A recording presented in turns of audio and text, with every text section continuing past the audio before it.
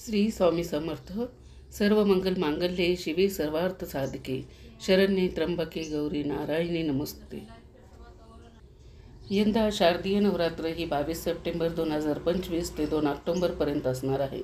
आता आपल्याला जी काही सेवा करायची आहे ती म्हणजे कुंकुमार्चन. म्हणजेच काय, देवीला कुंकवाने अभिषेक घालावा, जी कुळदेवीची अत्यंत प्रिय सेवा आहे आणि अतिशय उच्च कोटीची सेवा आहे, जी तुम्हाला या नवरात्रीच्या कालावधीमध्ये आवर्जून करायची आहे.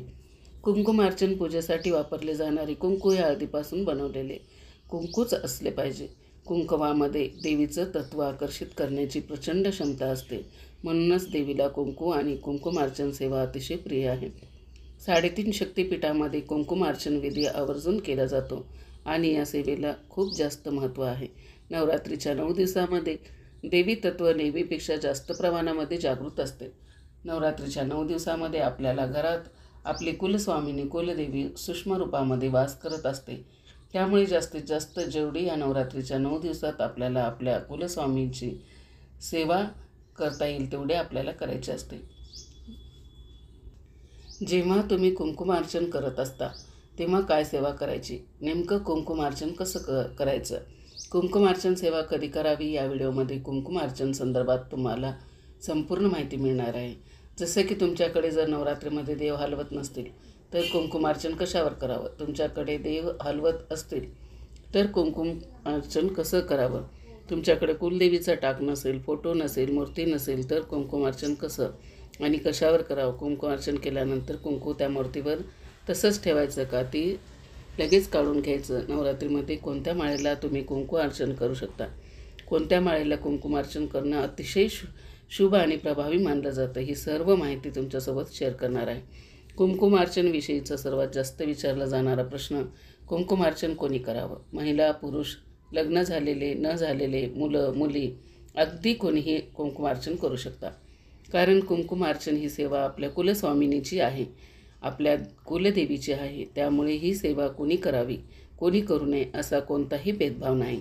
कुंकुमार्चन करण्याची योग्य वेळ सांगायची झाली तर तुमच्याकडे घटस्थापना असेल, सकाळची आरती झाली की लगेच तुम्ही कुंकुमार्चन करू शकता, किंवा संध्याकाळी दिवे लागण्याच्या वेळेला देखील करू शकता, किंवा तुम्हाला वेळ नसेल तर दिवसभरात कधीही करू शकता. या नवरात्रीच्या कालावधीमध्ये खरं तर दररोज प्रत्येक माळेच आपापलं वैशिष्ट्य असतं. प्रत्येक दिवशी तुम्ही कुंकुमार्चन करायचं आहे. पण काही अडचणीमुळे जर तुम्हाला रोज कुंकुमार्चन करणं शक्य नाही होणार तर नक्कीच पंचमी, सप्तमी, अष्टमी आणि महानवमी या 4 दिवशी तरी तुम्ही कुंकुमार्चन करा. चला तर आता बघूयात की नेमकं कुंकुमार्चन कसं करायचं. जिथे तुमच्या घरात घटस्थापना केली जाते, म्हणजे अर्थात अर्चनेची सेवा जी आपल्याला देवाच्या समोर बसून करायची आहे. आता समजा जिथे तुम्ही घटस्थापना केली आहे तर तिथे तुम्ही कुंकुमार्चन करू शकता. आता 9 दिवसाच्या कालावधीमध्ये बघा, कुळदेवीच्या टाकावर, कुळदेवीच्या मूर्तीवर आणि कुळदेवीच्या फोटोवर कुंकुमार्चन करत असताना कुंकुमार्चन कोणी 2 बोटांनी करता, कोणी 3 बोटांनी करतं तर कोणी 5 बोटांनी कुंकुमार्चन करत असतं. पण बघा, कुंकुमार्चन 3 बोटांनी केलेलं अधिक फायदेशीर असतं. कोणी 2 बोटांनी पण करतं, म्हणजे करंगळीच्या शेजारील बोट आणि अंगठा आपण श्रीयंत्रावर कुंकुमार्चन करतो त्यावेळेस 3 बोटांनी करायचं, आणि मूर्तीवर किंवा फोटोवर करता तर त्यावेळेस तुम्ही 5 बोटांनी पण करू शकता. पण कुळदेवीच्या फोटोवर, माता लक्ष्मीच्या फोटोवर, कुळदेवीच्या टाकावर, माता लक्ष्मीच्या मूर्तीवर आणि अन्नपूर्णा मातेच्या मूर्तीवर जर कुंकुमार्चन करायचं असेल तर 5 बोटांनीच कुंकुमार्चन करावं. आता ते कसं करायचं तर बघा, आता कुंकुमार्चन करताना कुठली सेवा म्हणायची, तुम्ही 16 वेळा श्रीसूक्तम म्हणू शकता. आता समजा मी म्हटले आहे तर ओम हिरण्यवर्णाम हरिणीम स्वर्णचंद्राम हिरण्यम लक्ष्मीम जातवेदो मावनम.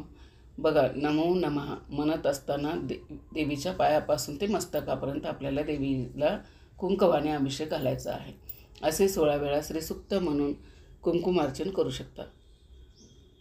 श्रीसूक्ताने अभिषेक करत असाल तेव्हा प्रत्येक ओवीनंतर तुम्हाला नमो नमः म्हणायचं, किंवा आता श्रीसूक्त थोडं मोठं आहे, जमलं 16 वेळा नाही जमलं तर तुम्ही एकदा म्हणा आणि फलश्रुती म्हणताना हात जोडायचा आहे, त्यावेळेस कुंकुमार्चन करायचं नाही. आता समजा मी महालक्ष्मीच्या मूर्तीवर मला कुंकुमार्चन करायचं आहे तर मग मी काय करेल मग महालक्ष्मीचे 108 नावं घेऊन मी कुंकुमार्चन करू शकते? नाही तर ओम ऐं ह्रीं क्लीं चामुंडाय विच्चे नमो नमः या पद्धतीने करू शकता. जेव्हा तुम्ही नमो नमः म्हणणार तेव्हा ते कुंकू मूर्तीवर टाकायचं आहे. तुमची कुलदेवी कुठली असेल तरी तुम्ही नवार्ण मंत्राचा जप करू शकता. तसेच तुम्ही कुलस्वामिनीचे नाव कुंकुमार्चन करत असाल तर तुमचं कुलस्वामिनीचे नाव घेऊन शेवटी नमो नमः म्हणायला विसरू नका. ते महत्त्वाचं आहे. कुंकू टाकताना नमो नमः हा उच्चार झालाच पाहिजे. समजा महालक्ष्मीची मूर्ती असेल किंवा तुमच्याकडे तुमच्या कुलस्वामिनीची मूर्ती असेल किंवा फोटो असेल तर त्या फोटोवर कुंकुमार्चन कसं करायचं? आता या मूर्तीवर किंवा फोटोवर कुंकुमार्चन करताना तुम्हाला खालून वर करायचं. तुम्ही 5 बोटांनी कुंकू घ्या.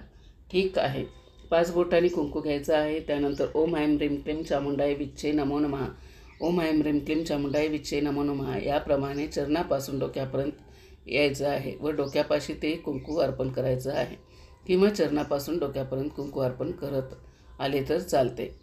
म्हणजे मूर्तीवर फोटोवर तुम्हाला खालून वर कुंकू अर्पण करायचं आहे. जर सुपारी श्रीयंत्र असेल तर तुम्ही मंत्र म्हणत तुम्हाला 3 बोटांनी कुंकू अर्पण करायचं आहे.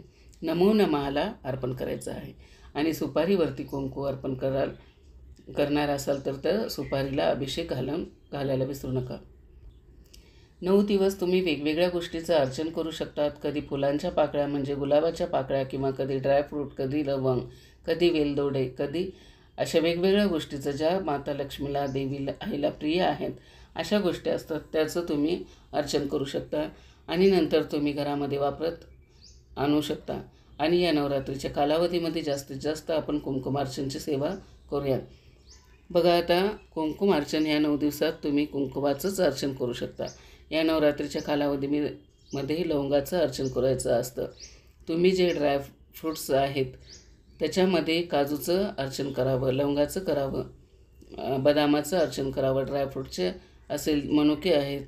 आता मनुके काळे नाही बरं का, ते चॉकलेटी मनुके असं ते सुद्धा देवीला प्रिय आहे. त्याचं तुम्ही अर्चन करू शकता. किंवा जे ड्रायफ्रूट्स तुमच्या घरात उपलब्ध आहेत काजू, बदाम, अक्रोड, मनुके याचाही तुम्ही अर्चन करू शकता. नाहीतर फक्त कुंकुमाचं अर्चन केलं तरी चालेल. तुम्ही कुंकुमार्चन ज्या पद्धतीने करणार आहात अगदी त्याचप्रमाणे तुम्ही जेव्हा ड्रायफ्रूट्स कुंकुमार्चन करता तर तेव्हासुद्धा असंच म्हणायचं आहे.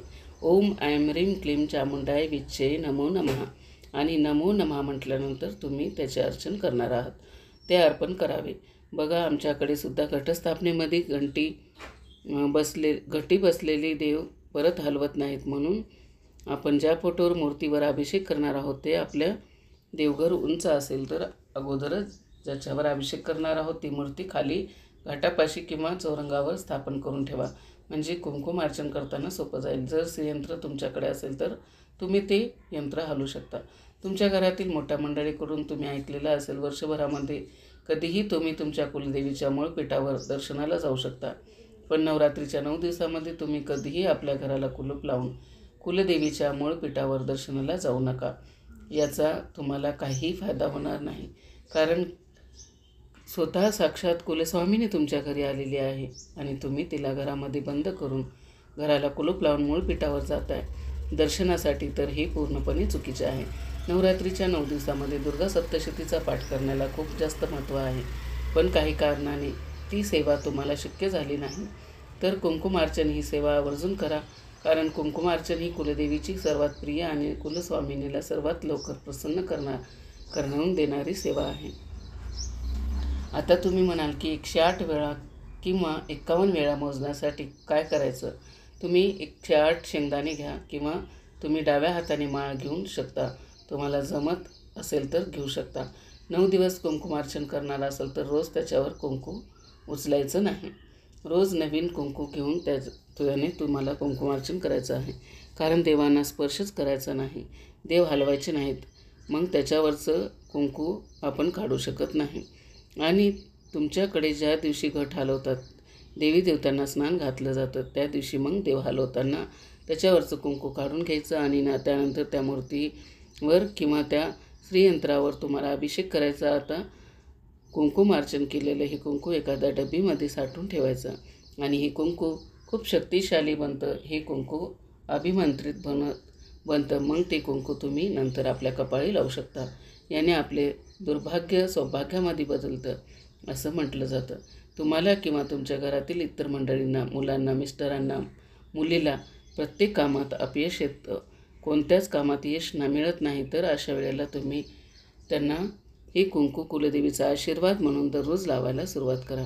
बघा, हळूहळू नकारात्मक विचार सकारात्मकतेमध्ये त्या व्यक्तीचे बदलतील आणि त्या व्यक्तीला त्याच्या कामामध्ये यश मिळू लागेल.